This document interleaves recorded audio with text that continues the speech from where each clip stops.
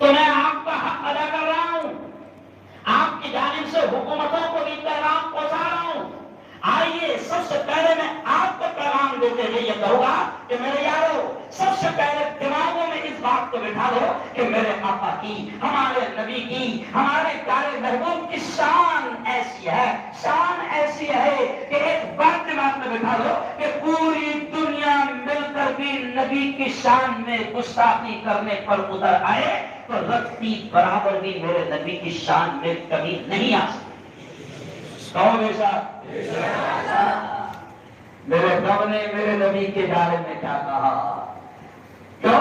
ہمارے رب نے محبوب کے بارے میں کیا کہا؟ أَلَمْ نَشْرَحْ لَكَ صَدْرَكَ وَوَضَعْنَا عَنْكَ وِزْرَكَ الَّذِي أَنقَضَ ظَهْرَكَ۔ اور کتنے پیارے انداز میں اللہ نے کہا، اور حکومت ہند سن لے، اور دنیا کے تمام ظالموں سن لو، ہمارے نبی کے بارے میں رب نے کیا کہا؟ وَرَفَعْنَا لَكَ ذِكْرَكَ، کہ اے محمد، اے میرے محبوب، اے میرے یار، سن لے، پوری دنیا مل کر بھی اگر تیری شان میں گستاخی کرنے پر اتر آئیں گی تو رفعنا لک ذکرک، ہم نے تیرے ذکر کو، تیرے نام کو اتنا بلند کر دیا کہ اس کی ادنا سی مثال میں آپ کو دوں کہ شاید دنیا میں کوئی سیکنڈ ایسا نہیں ہوتا کہ جب جب ہواؤں میں، فضاؤں میں محمد الرسول اللہ کا نام اذان کی شکل میں بلند نہ ہوتا ہو۔ لوناوالا میں ابھی مغرب ہوئی، اب عشاء کی تیاری ہو رہی ہوگی، کئی جگہوں پر پھر عشاء کی تیاری ہو رہی ہوگی۔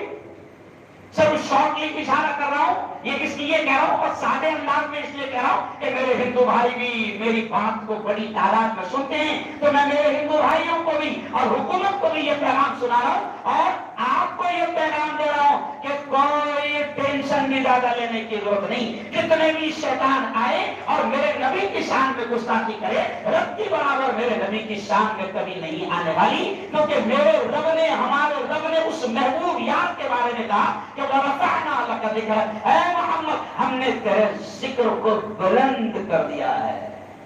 اب کوئی لمحہ ایسا نہیں ہے کہ جہاں اذان نہ ہو رہی ہو اور جہاں یہ نہ کہا جا رہا ہو اللہ کے نام کے ساتھ اشہد ان لا الہ الا اللہ واشہد ان محمد رسول اللہ۔ ہر لمحہ میرے نبی کی شان میں کوئی فرق نہیں آنے والا۔ اور میں تو ان شیطانوں سے کہتا ہوں کہ کبھی تھوڑا سا منہ اوپر کر کے چاند پر تھوک کر تو دیکھو، نہیں سکتے۔ میں تو یہ کہتا ہوں کہ تھوڑا سا چہرہ اوپر کر کے چاند پر تھوک کر تو دیکھو، تھوک کہاں آئے گا؟ ارے بولو ہاں۔ اور ایک بات میں بالکل آسان اسٹائل میں آپ کو سمجھا رہا ہوں، بھیا ہمارا تو معاملہ یہ ہے مولانا، جتنا یہ شرارت کرتے جاتے ہیں ہمارا فائدہ ہوتا جاتا ہے۔ کیوں؟ قرآن کیا کہتا ہے؟ وَمَكَرُوا وَمَكَرَ اللَّهُ وَاللَّهُ خَيْرُ الْمَاكِرِينَ۔ اللہ کہتا ہے یہ چال چلتے ہیں، یہ منصوبے بناتے ہیں، یہ سازشیں کرتے ہیں، یہ پلان بناتے ہیں، لیکن اللہ کہتا ہے یہ نہیں جانتے کہ وَاللَّهُ خَيْرُ الْمَاكِرِينَ، سب سے بہترین پلان بنانے والا پلانر منصوبہ ساز بولو زور سے کون ہے؟ اللہ۔ اب انہوں نے پلان بنائے تو کچھ اور ہو گیا، ارے بولو کچھ اور۔ جن کو نہیں جگانا تھا ان کو بھی جگا دیے، نہیں سمجھا؟ جن کو نہیں جگانا تھا ان کو بھی جگا دیا۔ اور پھر میں نے پرسوں میں نے ایک جملہ بولا جو ان کو بڑا غصہ آ گیا۔ میں نے کہا کہ جناب آپ نے کسی اور کو جگاتے کسی اور کو جگا دیا، اور میں نے کہا ابھی تو انہوں نے عربوں نے انگڑائی لی ہے، ابھی اٹھے نہیں ہیں، نہیں سمجھا؟ ابھی کیا نہیں ہوئے؟ اٹھے نہیں ہیں، ابھی تو آنکھیں مسل رہے ہیں، اور ادھر آنکھیں مسل رہے ہیں تو ادھر 56 انچ کا سینہ پارک میں سے نکال کر پھینک رہا ہے۔ او شیخوں نکال رہا ہوں ان کو، ناراض مت ہونا۔ یاد رکھو، یہ اس لیے کہہ رہا ہوں کہ میرے جوانوں تم کو برگلایا جائے گا، تم کو جذبات میں لا کر روڈ پر لایا جائے گا۔ اور آج بھی میں نے پورے ہندوستان میں یہ پیغام دیا کہ جذبات میں آ کر روڈ پہ نہیں آنا، ان کا تو منصوبہ ہی یہی ہے۔ میں ایک سیاسی لیڈر بھی ہوں، اس لیے آپ کو یہ بات کہہ رہا ہوں، دوسرا ملہ کوئی نہیں کہے گا کہ جذبات میں لایا جائے گا، برگلایا جائے گا، پھڑکایا جائے گا، غصہ دلایا جائے گا، روڈ پر لایا جائے گا۔ اور پھر ہماری قوم کیا کرتی ہے؟ غصے میں روڈ پر آتی ہے اور بھیجتی کیا؟ پتھر، اور کھاتی کیا؟ گولیاں۔ تو میرا ایک مشہور ڈائلاگ ہے، کیا ڈائلاگ ہے میرا؟ کہ قوم کے جوانوں سے میں کہتا ہوں کہ پتھر پھینک کر گولیاں کھانے کے باولے چالے بند کرو۔ سمجھ گئے؟ پتھر پھینک کر گولیاں کھانے کے بے وقوفی کے دھندے بند کرو۔ ارے بولو بند کرو۔ یہ اس لیے کہہ رہا ہوں کہ یہ کوشش کر رہے ہیں، لیکن یاد رکھیں کہ جیسے اللہ نے کہا کہ یہ چال چلیں گے، یہ منصوبے بنائیں گے، یہ پلان کریں گے، اللہ ان کے پلانوں کو پھیل کرے گا، کیونکہ سب سے بہترین منصوبہ ساز اور پلانر اللہ ہے، اللہ ہے۔ بلکہ آپ کو آپ کی طبیعت خوش ہو جائے گی۔ میں آپ کو بتا رہا ہوں کہ دیکھو تھوڑا سا دھیان کرو، میں آپ کو ہمت بھی دلا رہا ہوں اور آپ کو ٹینشن مکت بھی کر رہا ہوں۔ کیا کرو؟ ٹینشن مکت، کیونکہ یہ امت ٹینشن میں ہے نا، مایوس ہو گئی ہے۔ کوئی مایوس ہونے کی ضرورت نہیں۔ اللہ کہتا ہے لا تقنطوا من رحمت اللہ، او میرے بندو میری رحمت سے مایوس مت ہونا۔ مایوسی کفر ہے، مایوسی کفر ہے۔ اور ہمارے علماء، ہمارے اکابرین کی زبان سے اکثر ہم نے ایک جملہ سنا ہے کہ ایمان والا وہ ہوتا ہے، ایمان والا وہ ہوتا ہے جو حالات سے کبھی خوف زدہ نہیں ہوتا۔ اپنا رشتہ، اپنا تعلق صرف رب سے مضبوط کرو۔ اور یارو کہ میرے بھائیو صرف اتنا جملہ سمجھ لو کہ اپنا رشتہ، اپنا تعلق رب سے مضبوط کرو، پھر دیکھو کہ اللہ تعالیٰ ان کے سارے پلان کو ان کے سامنے فیل کرتا رہے گا، اور یہ ان کے منصوبے جب ناکام ہوں گے تو یہ بلبلاتے اور تلبلاتے رہیں گے۔ ہلکی سی مثال دیکھ لو، آپ کا دل بھی خوش ہو جائے گا۔ ایک دم الگ اسٹائل میں آپ کو سمجھاؤں گا کہ دیکھو دیکھو دیکھو دیکھو، ابھی 2 سال تک کے مسجدیں بنتی نا، بڑے برے حالات تھے، تراویح پڑھنے کا مسئلہ تھا، جمعہ پڑھنے کا مسئلہ تھا، مسجدیں بنتی۔ اور میرے بھائیوں یہ آپ جو سمجھتے ہیں نا، یہ ہمارے دماغ میں ہے کہ کورونا اس کا گیم اس کا گیم چائنا نے لایا، کس نے نہیں لایا؟ ہمارا ایمان ہے، ہمارا یقین ہے کہ درخت کا پتا بھی بولو خدا کے حکم کے بغیر، اور بولو کیسے خدا کے حکم کے بغیر نہیں ہلتا۔ تو درخت کا پتا بھی خدا کے حکم کے بغیر نہیں ہلتا، تو اتنی بڑی دنیا خدا کی مرضی کے بغیر لاک ڈاؤن ہو سکتی ہے؟ ارے بولو، کوئی چائنا کا گیم نہیں، کوئی انڈین حکومت کا گیم نہیں۔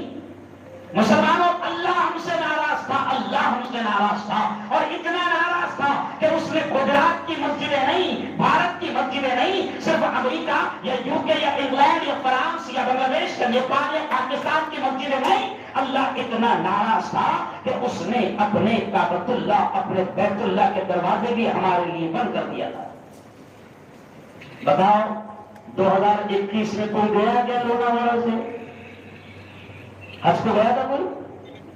2020 میں کوئی گیا؟ نہیں گیا۔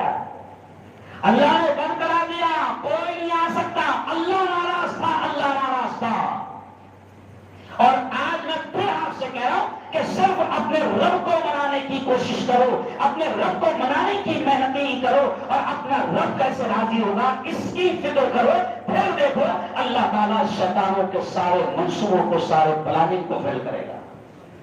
بلکہ کورونا سے اب عجیب بات میں آپ کو سمجھا رہا ہوں، آپ کے دماغ میں عجیب بات بتا رہا ہوں۔ कोरोना में देखो आप, कोरोना में कैसे मंसूबे फेल हुए। कोरोना में, चलो प्रैक्टिकल बता देता हूं, कोरोना में कैसे मंसूबे फेल हुए। मैं खुद भी 4-6 महीने बकायदा कोरोना पेशेंट में रहा, जिम्मेदारी निभाता रहा, खिदमत करता रहा। तो अब मीडिया वाला हूं, थोड़ी सी खबरें कवर करता था, तो 2-3 हिंदू मीडिया वाले मेरे दोस्तों ने मुझसे अजीब जुमला कहा, डरते डरते कहा, जब दूसरी लहर थी बड़ी खतरनाक और लोग बड़े खतरनाक मर रहे थे, लाशें बड़ी आ रही थी, तो हिंदू भाइयों ने डरते डरते साजिद साहब, मुफ्ती साहब, डरते डरते मुझसे एक सवाल पूछा। कहा कि मुफ्ती साहब एक बात बताओ। मैंने कहा क्या? कहा कि मुफ्ती साहब तुम्हारे मुसलमान कम मर रहे हैं। क्या पूछा? कम मर रहे हैं, वजह क्या है? तुम्हारे कहा बोलूंगा क्या, बर्दाश्त करोगे, लिखोगे अपने पेपर में। अब देखो मुसलमानों में तुमको हौसला दे रहा हूं कि अपने रब से रिश्ता मजबूत करो। कोई प्लान कैसा भी करे, इंशाअल्लाह फेल अल्लाह करेगा। क्या फेल अल्लाह करेगा। तो अब वो हिंदू दोस्तों ने मुझसे पूछा कि मुफ्ती साहब कोरोना में मुसलमानों की मौत कम हो रही है, क्या वजह है? तो मैंने अजीब उनको समझाया, क्योंकि अलग अलग स्टाइल में समझाना पड़ता है। तो मैंने कहा देखो कोरोना में मुसलमानों की मौत कम हो रही है, तुम ये देख रहे हो और तुम कुछ सोचने पर मजबूर हो गए हो। तो उसकी वजह मैंने कहा कि ये है कि कोरोना पूरी दुनिया में घूम रहा था, उसको किसी ने नहीं छेड़ा। कोरोना इंग्लैंड गया, अमेरिका गया, मक्का गया, मदीना गया, पूरी दुनिया में गया, किसी ने छेड़खानी नहीं की। लेकिन तुमको शरारत और शैतानी सूझती है, हर चीज में तुम हमको बदनाम करते हो। तुमने छेड़खानी की कोरोना के साथ। मैंने कहा तुमने छेड़खानी ये की कि कोरोना जब हिंदुस्तान आया तो तुमने उसको दिल्ली एयरपोर्ट पर उतारा। कोरोना दिल्ली एयरपोर्ट पर उतरा, वहां से टैक्सी पकड़ा, सीधा निजामुद्दीन गया। निजामुद्दीन में नमाज का वक्त था, वजू किया, वजू करके नमाज पढ़ा और वहां पर हजरत से मुलाकात हुई, कलमा पढ़ा, मुसलमान बन गया। और फिर तुम्हारे भूखने वालों ने भूखना शुरू कर दिया कि कोरोना कहां से आया, नहीं समझा, निजामुद्दीन से आया। तो मैंने कहा कोरोना को तुमने जबरदस्ती दिल्ली में उतारे और जबरदस्ती वहां से उसको काले कर गए। अरे बोलो ना भाई, निजामुद्दीन तो कोरोना निजामुद्दीन जाके मुसलमान बन गया, तो जब वो हमारी बिरादरी का हो गया तो हमको क्यों मारेगा? अरे बोलो भाई, ऐसा जवाब देना पड़ता है, थोड़ा अलग अलग स्टाइल से समझाना पड़ता है। तुमने शरारत की ना, तुमने ईमान वालों को बदनाम अरे बोलो किया ना। और फिर मैंने और एक जुमला कह दिया, मैंने कहा कोरोना का हिंदुस्तान आने का मूल ही नहीं था। कुछ समझे? कोरोना का हिंदुस्तान आने का मूल नहीं था, लेकिन क्यों आया ये भी सुन लो। आपने भी अभी तक नहीं सुनाऊंगा, मेरी बात नहीं बताया डायरेक्ट, समझ गए? कोरोना का हिंदुस्तान आने का मूल नहीं था।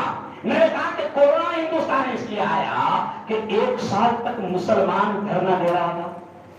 अब देखो क्या समझा रहा हूं, समझ लेना। 1 साल तक मुसलमान एनआरसी को लेकर धरने दे रहा था। तुम कह रहे थे कि मुल्क से निकाल कर रहेंगे, मुसलमान धरने देते हुए कहता था नहीं जाएंगे नहीं जाएंगे। 1 साल तक मुसलमान चिल्लाता रहा, मुसलमानों के बच्चों की मौतें हुई। क्यों? कई जगह फसादात हुए, मुसलमान चिल्लाता था कि हम यहाँ के हैं नहीं जाएंगे, और तुम कहते थे कि हम निकाल कर रहेंगे। आखिर तुमने हमारी नहीं मानी तो अल्लाह ने हिंदुस्तान में कोरोना को भेज दिया। क्या को भैया?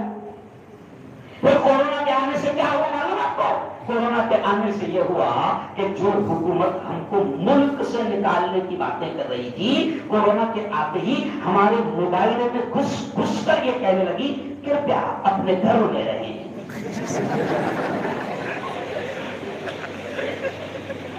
सच्ची बात है कि कृपया अपने घरों में रहें। मुल्क छोड़ना तो बहुत दूर की बात, अपने घरों में रहें, खुद भी सुरक्षित रहें, हमें भी یہ ہنسنے کی بات نہیں، میں آپ کو ہنستے ہنستے کچھ بڑی بات سمجھا رہا ہوں۔ میں آپ کو بتانا چاہ رہا ہوں کہ تم اپنا ایمان سے بھی مضبوط کر لو، اپنا رشتہ اپنے تعلق اپنے رب سے جوڑو، پھر دیکھو اللہ ان کے ہر پلان کو فیل کرے گا۔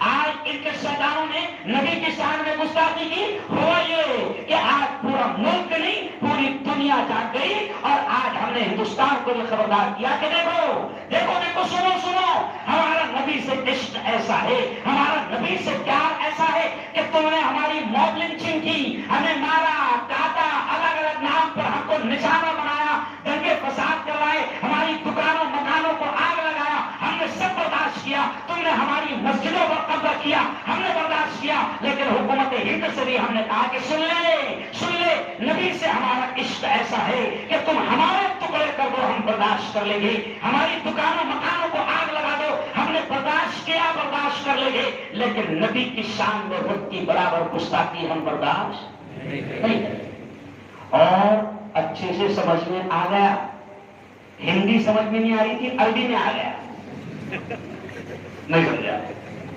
عجیب بات ہے، ہندی نہیں سمجھ میں آ رہی تھی، ارے بھائی کیا نہیں سمجھ میں آ رہی تھی؟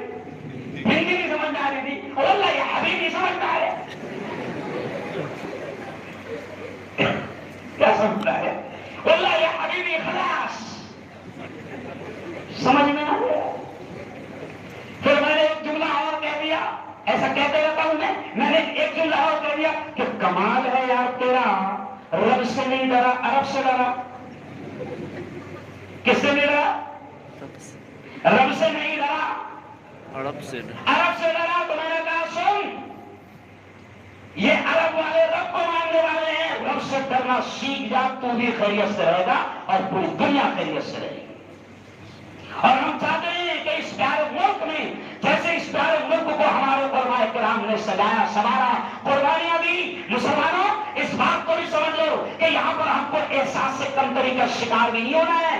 اس ملک کو بچانے کی خاطر اتنی قربانیاں ہمارے اکابرین نے، ہمارے علماء نے، ہمارے دور میں دی ہے۔ سن لو ایک جملہ، اتنی قربانیاں دی ہے کہ تاریخ میں ہسٹری میں لکھا ہے کہ دلی کے لال قلعے سے لے کر کراچی کی سڑکوں تک کوئی درخت، کوئی پیڑ، کوئی جھاڑ ایسا باقی نہیں تھا کہ جہاں پر علماء کی لاشیں نہ لٹکی ہو۔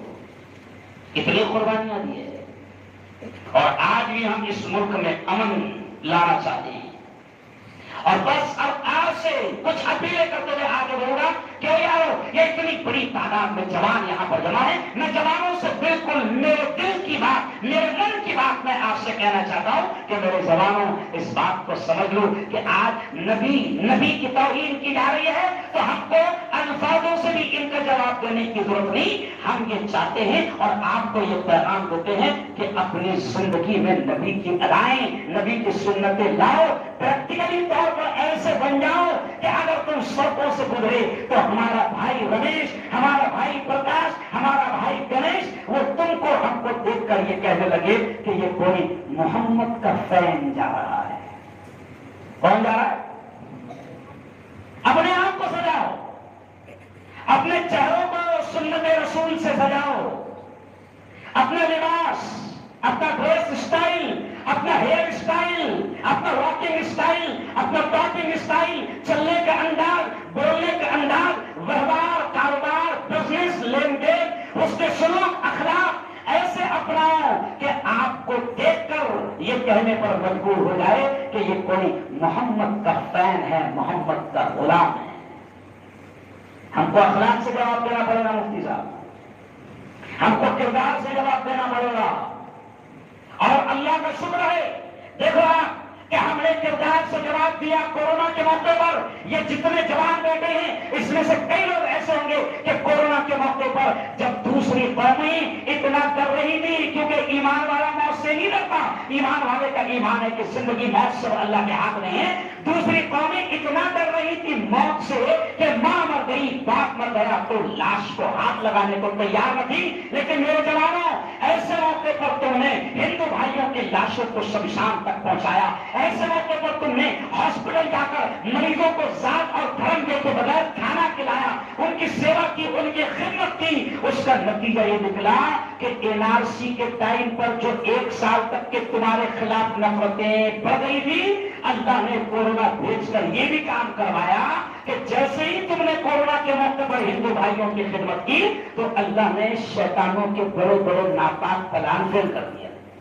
میں آپ کو اشارہ کر رہا ہوں، بعد میں گھر جا کے سوچتے بیٹھنا کہ کیا بولوں کر دے گا، آپ کو نہیں معلوم، کیونکہ اگر یہ سمجھانے جاؤں تو آدھا گھنٹہ لگے گا۔ اللہ نے آپ کے